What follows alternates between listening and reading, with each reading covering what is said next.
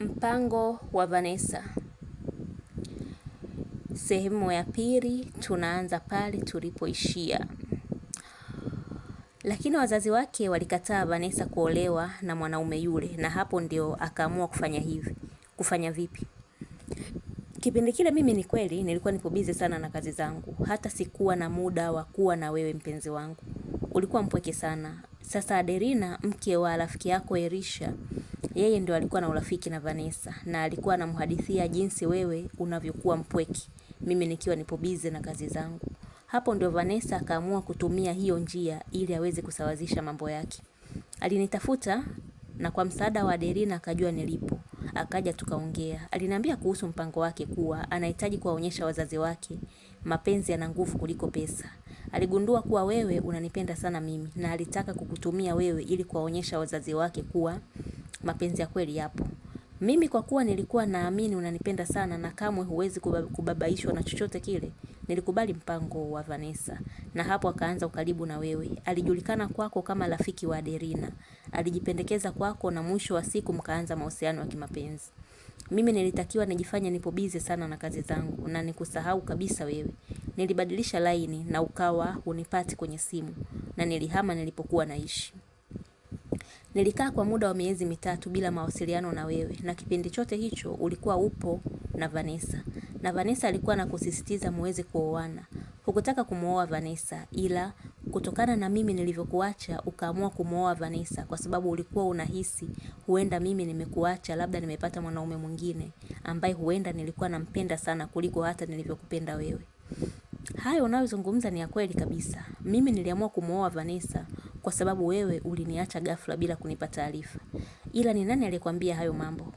Kwani wewe nani uliyemwambia kuhusu sababu zilizokufanya kutaka kumuoa Vanessa? Nilimwambia Elisha. Basi mimi nilikuwa najua kutoka kwa mke wa Elisha. Na Vanessa akapanga siku ya ndoa yako wewe na Vanessa. Nilitakiwa kuvamia pale kanisani na kuzuia ndoa kufungwa. Kwa kuwa unanipenda mimi sana, tuliamini lazima utamwacha Vanessa na kuja kwangu. Na usingekubali kumuoa Vanessa baada ya kuniona mimi. Na kweli mpango umetimia kwa 100%. Elias akajikuta anacheka kidogo kwa masikitiko na kusema, kwa hiyo mimi mliamua kunitumia katika mpango wenu. Ndio tulikutumia na mimi nimeufurahia sana huu mpango wa Vanessa kwa sababu umenifanya nijue unanipenda sana bibi wangu. Kwa hiyo huu mpango utamsaidia nini Vanessa kuwa na huyo mwanaume wake ambaye wazazi wake hawamtaki? Yeye mwenyewe anajua atafanyaje ili uweze kumsaidia ili awe na huyo mwanaume wake. Kwa sasa hivi kazi imebaki kwake tu. Mimi nishamaliza kumsaidia. Huko hospitali alipoenda Vanessa na wazazi wake alipata huduma na baada ya hapo akarudi nyumbani na wazazi wake. Ila bado alikuwa analia sana Vanessa kwa kilichotokea kule kanisani. Wazazi wake walikuwa wanambembeleza sana Vanessa ili aweze kutulia. Basi binti yangu, usilie sana mama yangu. Alikuwa ni mama yake Vanessa anambembeleza binti yake.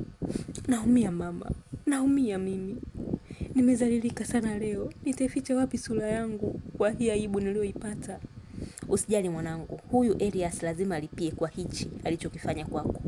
Alikuwa anaongea baba yake Vanessa. Unataka kumfanya nini baba? Naomba muache kijana wa watu. Kwa sababu sioni kosa lake. Kaamua kuchagua upande ambao anautaka yeye. Kaamua kuchagua upande anautaka yeye. Kama alikuwa hakutaki kwa nini alijifanya anataka kukuoa? Tangu tukiwa kwenye mahusiano alikuwa ananiambia kuwa kuna mwanamke wake alikuwa anampenda sana kwenye maisha yake, ila aliondoka ghafla kwenye maisha yake na hakujua wapi alipoelekea. Na mimi ndio nilikuwa namforce yeye ili aweze kunioa, japo yeye hakuonyesha nia ya kutaka kunioa. Sasa leo siku ya ndoa yetu na ndio yule mwanamke wake akatokea pale kanisani. Ndio maana akashindwa kuvumilia na kuamua kwenda kwa mwanamke wake ambaye alikuwa anampenda sana yeye. Alikuwa anaongea Vanessa kwa sauti ya kilio. Baba yake Vanessa akashusha pumzi baada ya kusikia alichohadithia mwanae. Mama yake Vanessa akasema, haina haja ya kutaka kumshikisha adabu Elias kwa sababu kaenda kwa mwanamke anayempenda yeye. Na laiti angekuwa anampenda sana binti yetu, basi asingeenda kwa yule mwingine. Angebaki upande wa binti yetu na wangeoana bila kipingamizi chochote kile. Hata yule msichana aliyekuja pale kanisani asingeweza kuzuia ndoa kufungwa endapo Elias angekuwa anampenda sana binti yetu. Kwa hiyo basi haina haja ya kumchukia Elias. Kikubwa ni kumwombea mtoto wetu naye aweze kupata mwanaume atakayempenda kutoka moyoni. Vanessa aliinuka na kwenda chumbani kwake, akawaacha sebreni wazazi wake. Siku 2 zikapita. Zilipita siku 2, Vanessa bado alikuwa analia sana na hata chumbani kwake alikuwa hatoki kabisa. Kula alikuwa hataki, yeye ni kulia tu. Mama yake alikuwa anambembeleza sana ili aweze kutulia, lakini hiyo ilikuwa ni ngumu kwa Vanessa. Adelina akaenda kumsalimia. Bora umekuja Adelina kumuona mwenzio, anaweza kawa sawa ukishaongea naye. Aliongea mama Vanessa na kuwaacha chumbani kwa Vanessa, yeye akatoka nje. Walivyohakikisha wamebaki peke yao, wakaanza kucheka kwa kubana sauti zao zisisikike nje. Na baada ya kucheka, Adelina akauliza, "Vipi, mpango unaendaje?" "Mpango unaenda vizuri sana," alijibu Vanessa. Wakakaa na kuendelea kuongea mambo yao, na jioni Adelina akaondoka zake. Bado Vanessa aliendelea kutokuwa na amani hata kidogo. "Kwa hiyo utaendelea kuwa hivyo mpaka lini?" aliuliza mama yake Vanessa. Aliuliza mama yake Vanessa. "Mama, mimi naumia sana kwa kilichotokea." "Kwa nini mimi? Kwa nini?" "Ndio maana nakwambia usijali, kila kitu kitakuwa sawa. Acha kukaa na huzuni muda wote." "Kila kitu kitakuwa sawa mama?" "Wakati kila siku mambo yangu yanazidi kuwa magumu. Nilimleta mwanaume wangu ambaye alikuwa ananipenda sana mimi, Nathan. Mkamkataa kwa ajili ya umaskini wake. Na ni mwanaume ambaye tunapendana sana mpaka sasa hivi. Haya, nikaamua kuachana naye, kufuata maamuzi yenu wazazi wangu. Nikapata mwanaume wa kitajiri, Elias, na tukafikia hatua nzuri ya kufunga ndoa. Lakini kumbe Elias alikuwa na mwanamke wake ambaye walikuwa wanapendana sana. Na baada ya kumuona akaniacha mimi madhabahuni na kumfuata yeye. Nikapata aibu ya mwaka. Alafu unaniambia kila kitu kitakuwa sawa. Kipi hicho kitakachokuwa sawa mama? Wakati nyinyi wazazi wangu ndio chanzo cha anguko langu. Mngeniruhusu niolewe na Nathan, mwanaume tuliyependana, sidhani kama haya yangenitokea leo. Lakini kila siku mimi naumia. Kila siku ni mimi tu. Mimi tu. Kipindi kile niliumia baada ya mchumba wangu kukataliwa. Niliumia sana. Na sasa hivi pia naumia baada ya kuachwa mbele za watu kanisani."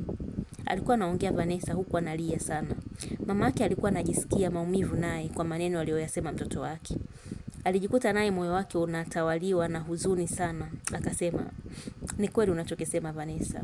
Sisi wazazi wako huenda tukawa ndio sababu ya maumivu yako unaoyapitia. Tusamehe sana wazazi wako, na kuanzia sasa tunakuruhusu umlete mwenza yeyote yule unahitaji kuwa naye." Vanessa akashtuka kidogo na kumwambia mama yake, "Mama, unamaanisha unachokisema?" "Ndio Vanessa, namaanisha binti yangu. Hata huyo Nathan kama bado anakupenda basi mwambie aje nyumbani, sisi tupo tayari kumpokea." "Kweli mama?" "Ndio binti yangu."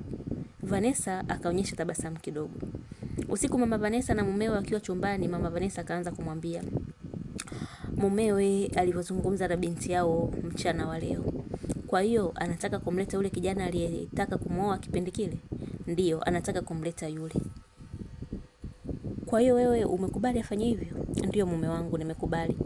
Na hata wewe naomba ukubali, kwa sababu nimeona kuna haja ya kumwacha afanye machaguo yake mwenyewe. Hili jambo lililotokea limemuuma sana. Na jinsi ya kumpoza basi inabidi tumruhusu aolewe na mwanaume yeyote yule anayemtaka yeye. Haijalishi ana pesa ama hana, kikubwa wapendane tu." Baba yake Vanessa akanyamaza kimya kwa muda mrefu kidogo. Alafu baadaye akasema, "Sawa. Sio mbaya ulichozungumza, kina ukweli ndani yake. Tulimkatalia kuolewa na yule wa mara ya kwanza kutokana na umaskini wake. Kaja huyu tajiri ndo kafanya mambo ya ajabu kabisa. Kasababisha binti yetu aishi kwa huzuni sana muda wote. Ndio maana mimi nimeona tumruhusu tu kuolewa na mwanaume yeyote yule anayemtaka yeye." "Basi sawa mke wangu, mimi nimekuelewa sana tu." Asubuhi ya siku iliyofuata mama Vanessa akaenda kumpa habari binti yake kuwa baba yake kakubali yeye aolewe na mwanaume yeyote yule anayemhitaji yeye. Wiki 2 zikapita.